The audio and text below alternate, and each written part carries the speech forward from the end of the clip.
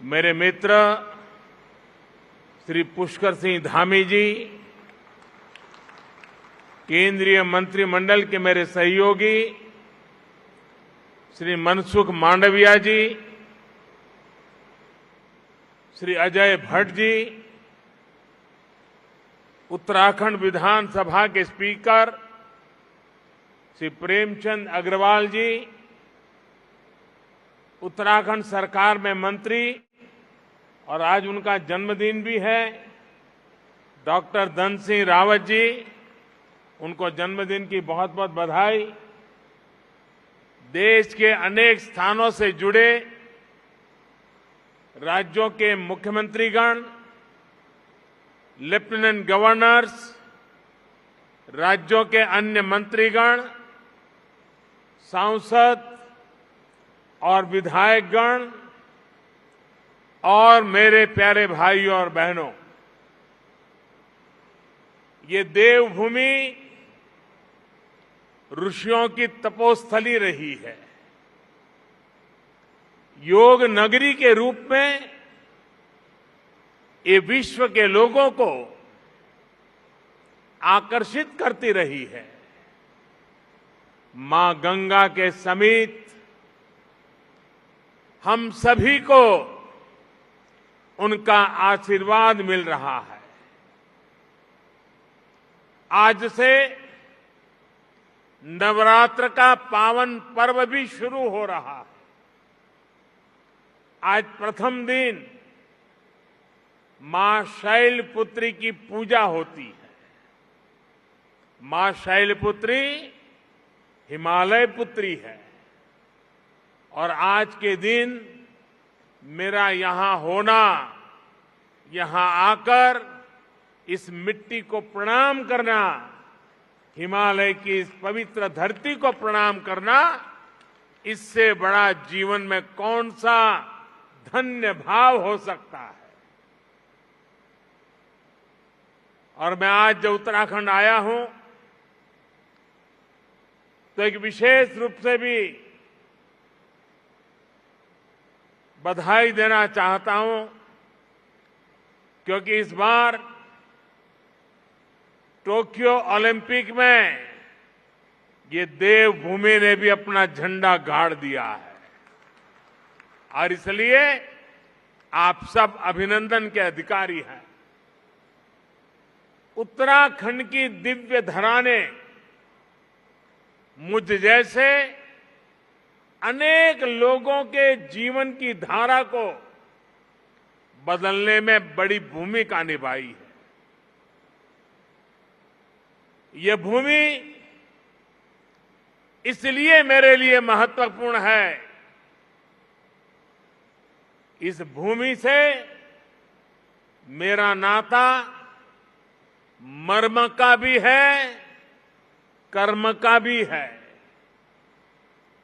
सत्व का भी है, तत्व का भी है। साथियों, जैसा अभी मुख्यमंत्री जी ने याद दिलाया, आज के ही दिन 20 साल पहले मुझे जनता की सेवा का एक नया दायित्व मिला था। लोगों के बीच रहकर लोगों की सेवा करने की मेरी यात्रा तो कई दशक पहले से चल रही थी, लेकिन आज से 20 वर्ष पूर्व गुजरात के मुख्यमंत्री के रूप में मुझे नई जिम्मेदारी मिली थी। वैसे ये भी एक संयोग है कि उत्तराखंड का गठन साल 2000 में हुआ और मेरी यात्रा इसके कुछ ही महीनों बाद साल 2001 में शुरू हुई। साथियों, सरकार के मुखिया के तौर पर पहले मुख्यमंत्री और फिर देश के लोगों के आशीर्वाद से देश के प्रधानमंत्री पद पर पहुंचना इसकी कल्पना मैंने कभी नहीं की थी। 20 वर्ष की ये अखंड यात्रा आज अपने 21वें वर्ष में प्रवेश कर रही है और ऐसे महत्वपूर्ण वर्ष में जिस धरती ने मुझे निरंतर अपना स्नेह दिया है, अपनत्व दिया है, वहां आना मैं अपना बहुत बड़ा सौभाग्य समझता हूं। हिमालय की ये तपोभूमि जो तप और त्याग का मार्ग दिखाती है, उस भूमि पर आकर कोटि कोटि देशवासियों की सेवा का मेरा संकल्प और दृढ़ हुआ है और मजबूत हुआ है। यहां आकर एक नई ऊर्जा मुझे मिलती है। भाइयों और बहनों, योग और आयुर्वेद की शक्ति से जिस क्षेत्र ने जीवन को आरोग्य बनाने का समाधान दिया है, वहीं से आज देश भर में अनेक नए ऑक्सीजन प्लांट्स का लोकार्पण हुआ है। ये देश के अलग अलग राज्यों में ऑक्सीजन प्लांट्स की नई सुविधा के लिए मैं आप सभी को, देशवासियों को बहुत बहुत बधाई देता हूं। साथियों, 100 साल के इस सबसे बड़े संकट का सामना हम भारतीय जिस बहादुरी से कर रहे हैं, ये दुनिया बहुत बारीकी से देख रही है। कोरोना से लड़ाई के लिए इतने कम समय में भारत ने जो सुविधाएं तैयार की, वो हमारे देश के सामर्थ्य को दिखाता है। सिर्फ एक टेस्टिंग लैब से करीब 3000 टेस्टिंग लैब का नेटवर्क बनना, मास्क और किट्स के आयात के प्रारंभ, हमारी जिंदगी आज निर्यातक बनने का सफर तेजी से पार कर रही है। देश के दूर दराज वाले इलाकों में भी नए वेंटिलेटर्स की सुविधाएं, made in India corona vaccine का तेजी से और बड़ी मात्रा में निर्माण, दुनिया का सबसे बड़ा और सबसे तेज टीकाकरण अभियान भारत ने जो कर दिखाया, वो हमारी संकल्प शक्ति, हमारे सेवा भाव, हमारी एकजुटता का प्रतीक है। भाइयों और बहनों, भारत की कोरोना से लड़ाई के लिए एक बड़ी चुनौती हमारी जनसंख्या तो थी ही, भारत का विविध भूगोल भी बड़ी चुनौती रहा है। ऑक्सीजन की सप्लाई से लेकर वैक्सीन तक ये दोनों चुनौतियां देश के सामने आती रही, निरंतर आती रही। देश इनसे कैसे लड़ा, ये जानना, ये समझना हर देशवासी के लिए बहुत जरूरी है। साथियों, सामान्य दिनों में भारत में एक दिन में 900 metric ton liquid medical oxygen का प्रोडक्शन होता था। डिमांड बढ़ते ही भारत ने मेडिकल ऑक्सीजन का प्रोडक्शन 10 गुना से भी ज्यादा बढ़ाया। ये दुनिया के किसी भी देश के लिए अकल्पनीय लक्ष्य था, लेकिन भारत ने इसे हासिल करके दिखाया। साथियों, यहां उपस्थित कई महानुभाव इस बात से परिचित है कि ऑक्सीजन के प्रोडक्शन के साथ ही उसका ट्रांसपोर्टेशन भी कितनी बड़ी चुनौती होता है। ऑक्सीजन ऐसे ही किसी टैंकर में नहीं ले जाया जा सकता। इसके लिए खास टैंकर चाहिए होता है। भारत में ऑक्सीजन प्रोडक्शन का काम सबसे ज्यादा पूर्वी भारत में होता है, लेकिन मुश्किल ये कि जरूरत सबसे अधिक उत्तर और पश्चिम भारत में पड़ी। भाइयों और बहनों, लॉजिस्टिक्स की इतनी चुनौतियों से जूझते हुए देश ने युद्ध स्तर पर काम किया। देश और दुनिया में दिन रात जहां से भी संभव हो वहां से oxygen plants, oxygen tanker arrange किए गए, स्पेशल ऑक्सीजन ट्रेन चलाई गई, खाली टैंकरों को तेजी से पहुंचाने के लिए वायुसेना के विमान लगाए गए, प्रोडक्शन बढ़ाने के लिए डीआरडीओ के माध्यम से तेजस फाइटर प्लेन की टेक्नोलॉजी को लगाया गया। पीएम केयर से देश में पीएसए ऑक्सीजन प्लांट लगाने पर काम तो तेज हुआ ही, 1 लाख से अधिक ऑक्सीजन कंसंट्रेटर के लिए पैसा भी दिया गया।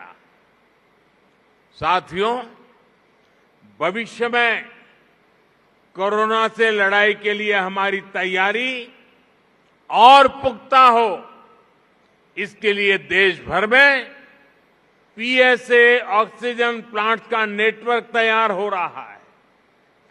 बीते कुछ महीनों में पीएम केयर द्वारा स्वीकृत 1150 से अधिक ऑक्सीजन प्लांट्स काम करना शुरू कर चुके हैं। अब देश का हर जिला पीएम केयर्स के तहत बने हुए ऑक्सीजन प्लांट से कवर हो गया है। पीएम केयर्स के सहयोग से बने इन ऑक्सीजन प्लांट्स को जोड़ लें तो केंद्र सरकार, राज्य सरकार, इन सभी के प्रयासों से देश को करीब 4000 नए ऑक्सीजन प्लांट्स मिलने जा रहे हैं। ऑक्सीजन की चुनौती का मुकाबला करने में अब देश और देश के अस्पताल पहले से कहीं ज्यादा सक्षम हो रहे हैं। साथियों, ये हर भारतवासी के लिए गर्व की बात है कि कोरोना वैक्सीन की 93 करोड़ डोज लगाई जा चुकी है। बहुत जल्द हम 100 करोड़ के आंकड़े को पार कर पाएंगे और पार कर जाएंगे। भारत ने कोविन प्लेटफॉर्म का निर्माण करके पूरी दुनिया को राह दिखाई है कि इतने बड़े पैमाने पर वैक्सीनेशन किया कैसे जाता है। पहाड़ हो या रेगिस्तान, जंगल हो या समंदर, 10 लोग हो या 10 लाख, हर क्षेत्र तक आज हम पूरी सुरक्षा के साथ वैक्सीन पहुंचा रहे हैं। इसके लिए देश भर में 1,30,000 से ज्यादा टीकाकरण केंद्र स्थापित किए गए हैं। यहां राज्य सरकार के प्रभावी मैनेजमेंट की वजह से उत्तराखंड भी बहुत जल्द 100% पहली डोज का पड़ाव पूरा करने वाला है। और इसके लिए मुख्यमंत्री जी को, उनकी पूरी टीम को, यहां के हर छोटे मोटे सरकार के साथियों को मैं हृदय से बहुत बहुत बधाई देता हूं। भाइयों बहनों, जहां तराई जैसी समतल भूमि है, वहां शायद इन कामों में सरलता रहती है। मैं इस धरती से बहुत जुड़ा रहा हूं। यहां वैक्सीन पहुंचाना भी कितना कठिन होता है। हिमालय के पहाड़ों के उस पार पहुंच करके लोगों के पास जाना कितना कठिन होता है, ये हम भली भांति जानते हैं। उसके बावजूद भी इतनी बड़ी सिद्धि प्राप्त करना वाकई आप सब अभिनंदन के अधिकारी हैं। भाइयों और बहनों, 21वीं सदी का भारत जनता की अपेक्षाओं, जनता की आवश्यकताओं का पूर्ण समाधान करते हुए ही आगे बढ़ेगा। आज सरकार इस बात का इंतजार नहीं करती कि नागरिक उसके पास अपनी समस्याएं लेकर आएगा तब कोई कदम उठाएंगे। सरकारी माइंडसेट और सिस्टम से इस भ्रांति को हम बाहर निकाल रहे हैं। अब सरकार नागरिक के पास जाती है। गरीबों को पक्का घर हो, बिजली, पानी, शौचालय और गैस कनेक्शन हो, 80 करोड़ से अधिक लोगों को मुफ्त राशन हो, किसानों के बैंक खाते में सीधे हजारों करोड़ रुपए भेजने हो, पेंशन और बीमा की सुविधा हर भारतीय तक पहुंचाने के प्रयास हो, जनहित के ऐसे हर लाभ इसी वजह से तेजी से सही हकदार तक पहुंचे हैं। साथियों, स्वास्थ्य के क्षेत्र में भी भारत इसी अप्रोच से आगे बढ़ रहा है। इससे गरीब और मध्यम वर्ग की बचत भी हो रही है और उसे सुविधा भी मिल रही है। पहले जब किसी को गंभीर बीमारी होती थी तो वो आर्थिक मदद के लिए यहां वहां नेताओं या फिर सरकारी दफ्तरों के चक्कर काटता था। आयुष्मान भारत ने इस परेशानी को हमेशा के लिए खत्म कर दिया है। अस्पताल के बाहर लंबी लाइनों, इलाज में होने वाली देरी, मेडिकल हिस्ट्री का अभाव, इस वजह से कितने ही लोग परेशान होते रहे।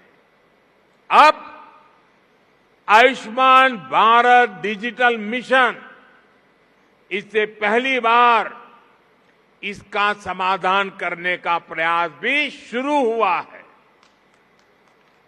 साथियों, छोटे छोटे उपचार के लिए, बीमारी के दौरान रूटीन चेकअप के लिए बार बार आना जाना कितना मुश्किल होता है, ये उत्तराखंड के लोगों से बेहतर कौन समझ सकता है। लोगों की इस मुश्किल को दूर करने के लिए अब ई-संजीवनी ऐप की सुविधा दी गई है। इससे गांव में अपने घर पर बैठे बैठे मरीज शहरों के अस्पतालों में डॉक्टर से कंसल्टेशन ले रहे हैं। इसका लाभ अब उत्तराखंड के लोगों ने भी उठाना शुरू किया है। भाई और बहनों, स्वास्थ्य सुविधाएं सभी तक पहुंचाने के लिए लास्ट माइल डिलीवरी से जुड़ा एक सशक्त हेल्थ इंफ्रास्ट्रक्चर भी बहुत जरूरी होता है। 6-7 पहले तक सिर्फ कुछ राज्यों तक ही एम्स की सुविधा थी। आज हर राज्य तक एम्स पहुंचाने के लिए काम हो रहा है।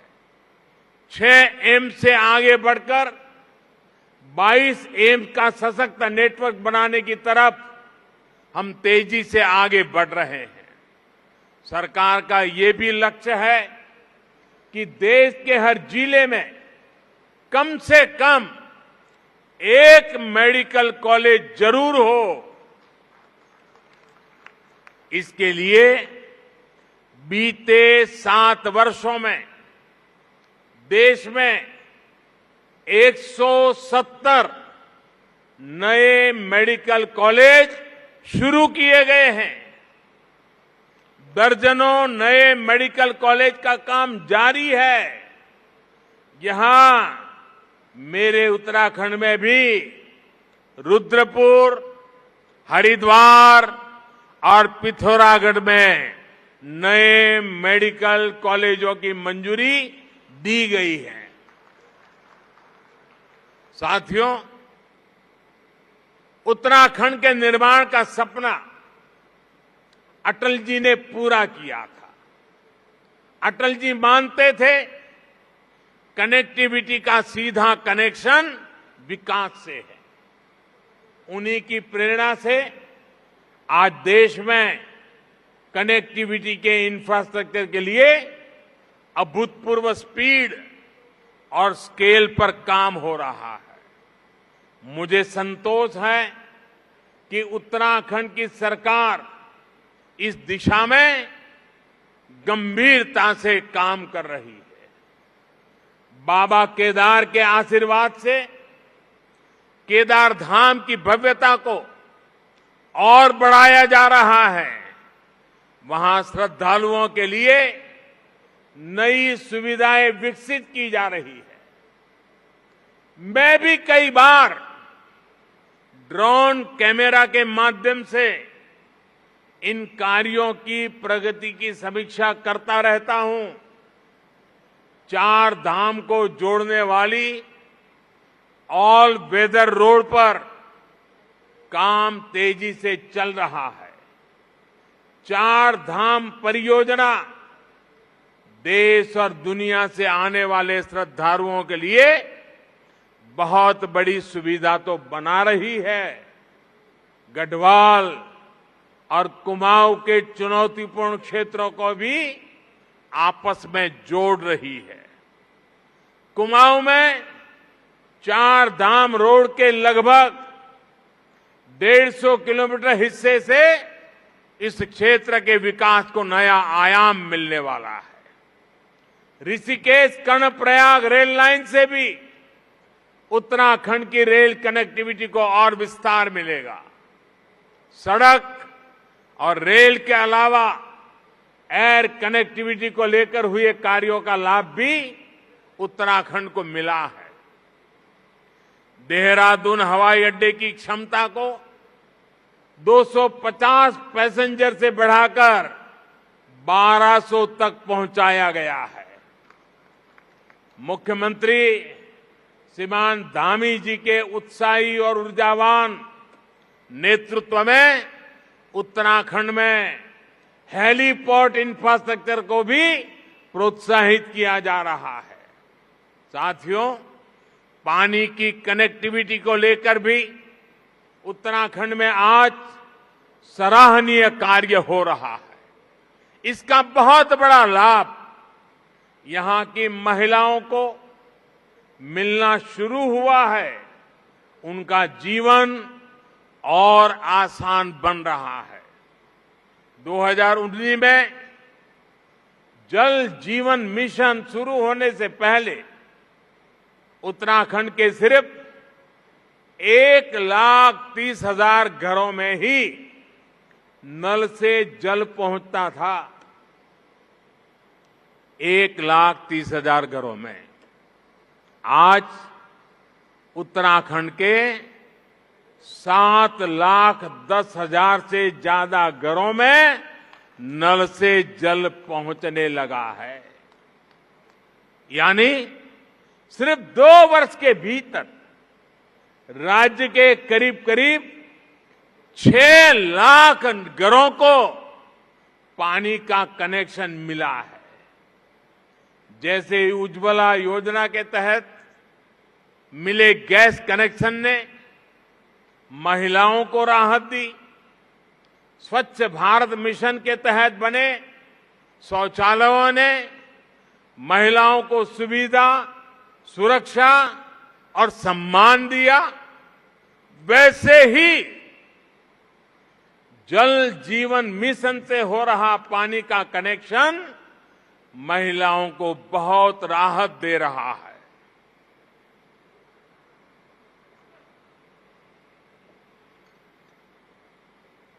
साथियों, उत्तराखंड की देश की सुरक्षा में बहुत बड़ी भूमिका है। यहां का वीर नौजवान, वीर बेटियां भारतीय सुरक्षा बलों की आन बान और शान है। हमारी सरकार हर फौजी, हर पूर्व फौजी के हितों को लेकर भी पूरी गंभीरता से काम कर रही है। ये हमारी ही सरकार है जिसने 1 रैंक 1 पेंशन को लागू करके अपनी फौजी भाइयों की 40 साल पुरानी मांग पूरी की। और हमारे धामी जी तो खुद ही फौजी के बेटे हैं। वो बता भी रहे थे कि 1 रैंक 1 पेंशन, इस फैसले ने फौजियों को कितनी बड़ी मदद की है। साथियों, ये हमारी ही सरकार है जिसने दिल्ली में नेशनल वॉर मेमोरियल बनाकर देश के वीर जवानों को श्रद्धांजलि अर्पित की है। ये हमारी ही सरकार है जिसने बैटल कैजुअलिटी वेलफेयर फंड का लाभ आर्मी के साथ साथ नौसेना और वायुसेना के शहीदों को भी सुनिश्चित किया है। ये हमारी ही सरकार है जिसने जेसीओ और अन्य रैंक की पदोन्नति को लेकर पिछले 4 दशकों से चला आ रहा मामला सुलझा दिया है। पूर्व सैनिकों को पेंशन से जुड़ी दिक्कतें ना आए, इसके लिए भी हम डिजिटल टेक्नोलॉजी का इस्तेमाल बढ़ा रहे हैं। साथियों, जब फौज के वीर जांबाजों के पास आधुनिक हथियार होते हैं, अपनी रक्षा के लिए आधुनिक उपकरण होते हैं, तो वो उतनी ही आसानी से दुश्मन से मुकाबला कर पाते हैं। ऐसी जगहों पर जहां मौसम हमेशा खराब रहता है, वहां भी आधुनिक उपकरणों से उन्हें बहुत मदद मिलती है। हमारी सरकार ने रक्षा क्षेत्र में जो आत्मनिर्भरता का अभियान चलाया है, वो भी बहुत बड़ी मदद हमारे फौजी साथियों की करने वाला है। और निश्चित तौर पर सरकार के इन सभी प्रयासों का लाभ उत्तराखंड को होगा, यहां के लोगों को भी होगा। भाइयों और बहनों, हम दशकों की उपेक्षा से देवभूमि को निकालने का बहुत ईमानदारी से, पूरी गंभीरता से प्रयास कर रहे हैं। बेहतर इंफ्रास्ट्रक्चर बनने के बाद वीरान पड़े गांव फिर से आबाद होने लगे हैं। कोरोना काल में मेरी यहां के अनेक युवाओं से, किसानों से कई बार बातचीत हुई है। जब वो बताते हैं कि उनके घर सड़क पहुंच चुकी है, अब उन्होंने होम स्टे खोल दिया है, तो मन को बहुत संतुष्टि मिलती है। नए इंफ्रास्ट्रक्चर से कृषि, पर्यटन, तीर्थाटन और उद्योगों के लिए, युवाओं के लिए अनेक नए अवसर खुलने वाले हैं। साथियों, यहां उत्तराखंड में युवा ऊर्जा से भरपूर उत्साही टीम है।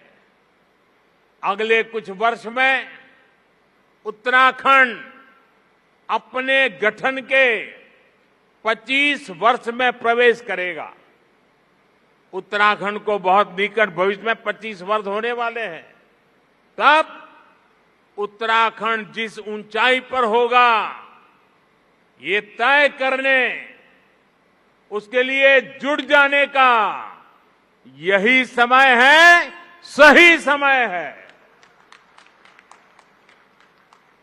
केंद्र में जो सरकार है, वो उत्तराखंड की इस नई टीम को पूरी मदद दे रही है।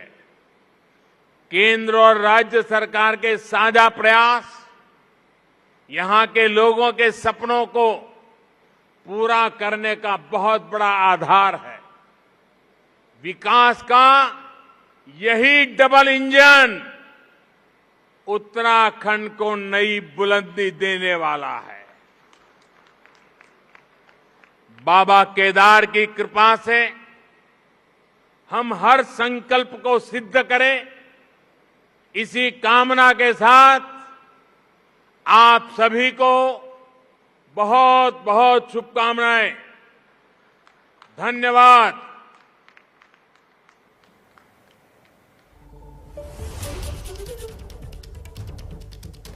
प्रधानमंत्री नरेंद्र मोदी को आप सुन रहे थे। बता दें कि उन्होंने ऋषिकेश उत्तराखंड में मौजूद रहकर 35 ऐसे ऑक्सीजन प्लांट्स हैं जिनका उद्घाटन किया है। साथ ही उत्तराखंड आकर नई ऊर्जा मिलती है, इससे उन्होंने अपनी बात की शुरुआत की।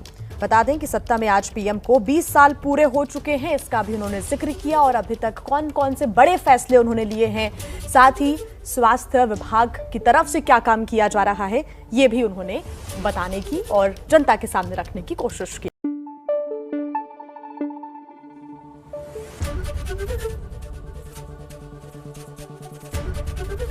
एबीपी न्यूज आपको रखे आगे।